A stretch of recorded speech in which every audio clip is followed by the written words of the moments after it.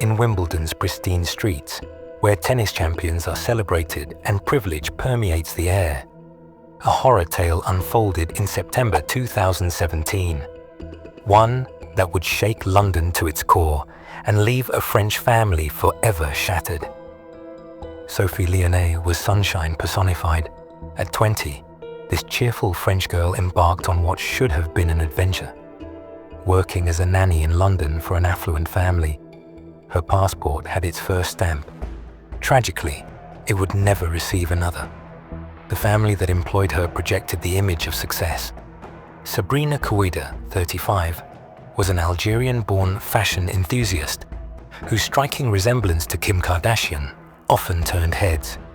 Her partner, Ouissem Medouni, 40, worked as a banker. They lived with their 2 young children in an upscale neighborhood where nightmares weren't supposed to exist. On September 20th, 2017, a neighbor's concern about strange, thick smoke billowing from their garden triggered a chain of events that would reveal unimaginable depravity. When firefighters arrived, Medouni casually dismissed their concerns. "I'm just barbecuing." But the acrid smell told a different story.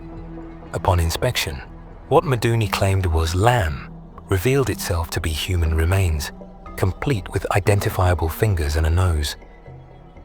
The discovery left first responders stunned. Who could Medouni possibly be burning with such calculated detachment?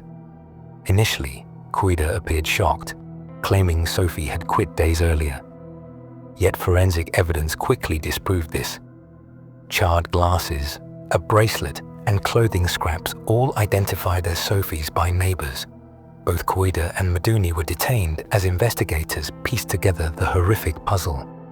In Lyon, France, Sophie's parents, Catherine and Patrick, received the devastating news at 3 a.m.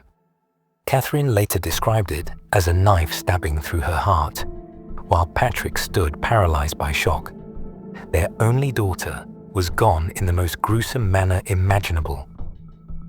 The autopsy revealed Sophie had endured systematic torture.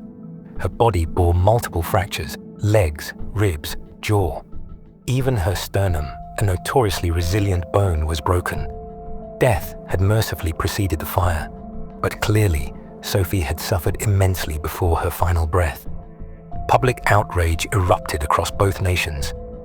The French president personally extended condolences to Sophie's family. Everyone demanded justice for this gentle soul.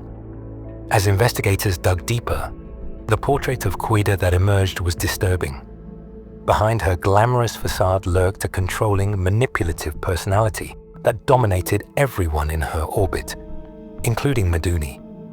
But what could possibly motivate such extreme violence against their nanny?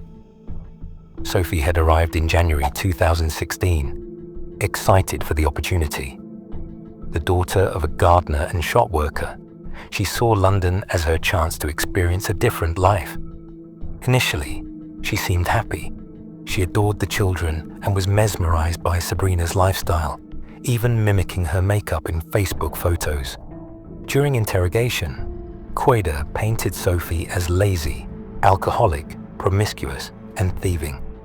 But her most outlandish claim involved her ex-partner Mark Walton, a successful music producer.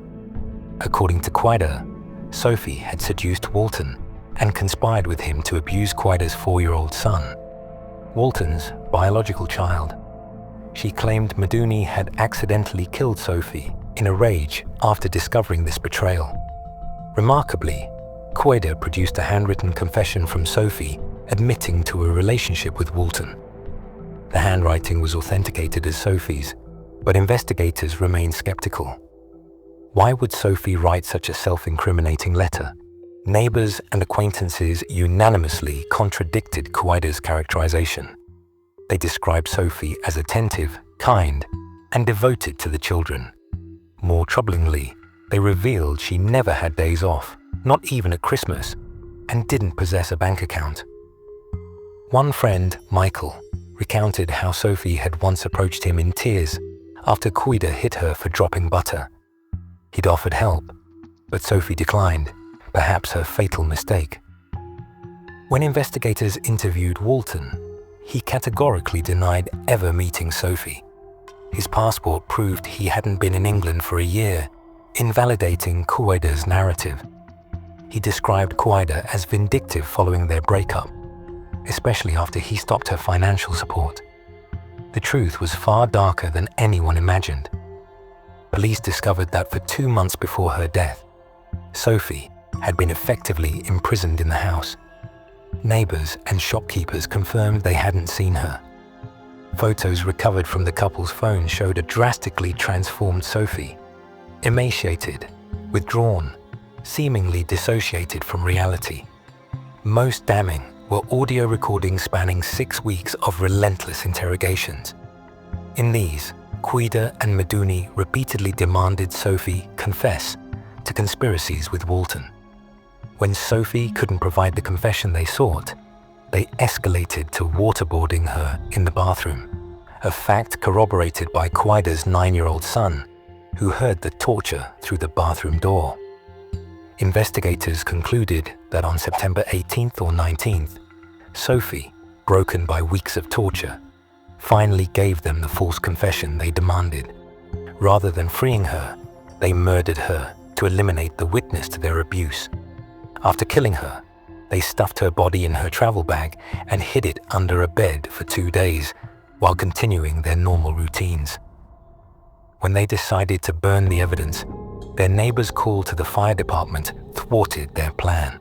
Why hadn't Sophie escaped? She was young, inexperienced, and terrified. Kouider had confiscated her passport and controlled her communication with family.